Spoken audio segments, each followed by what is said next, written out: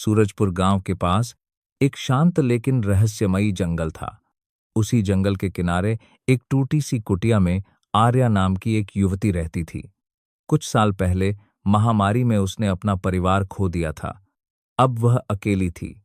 दिन में जड़ी बूटियां बटोरती, रात में दिया जलाकर भगवान से बात करती।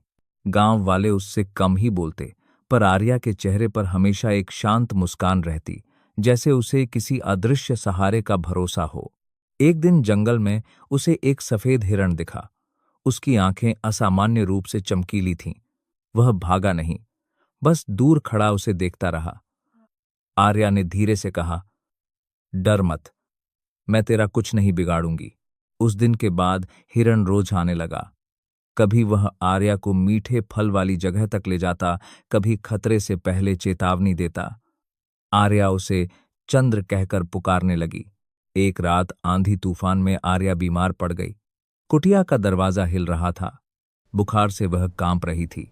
तभी वही हिरण दरवाजे पर आकर खड़ा हो गया। उसकी आंखों से हल्की चांदनी जैसी रोशनी निकल रही थी।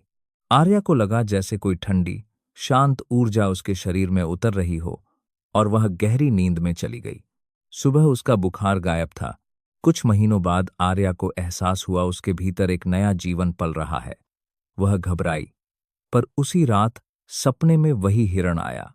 पर इस बार वह एक दिव्य युवक के रूप में था।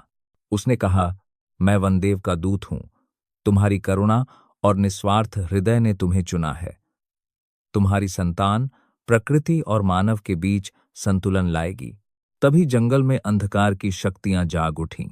एक दुष्ट तांत्रिक उस दिव्य बालक को पाने आया, पर जैसे ही वह कुटिया के पास पहुंचा, धरती कांपी और वही सफेद हिरण अग्नि जैसी आभा में प्रकट हुआ। क्षण भर में अंधकार मिट गया। कुछ समय बाद आर्या ने एक तेजस्वी बालक को जन्म दिया। गांव वालों ने पहली बार उसके घर से आती रोशनी देखी और समझ गए, यह कोई साधारण जन्म नहीं था। आर्या ने बच्चे को सीने से लगाया। बाहर जंगल में चांदनी फैली थी और दूर एक सफेद हिरण शांति से खड़ा उन्हें देख रहा था।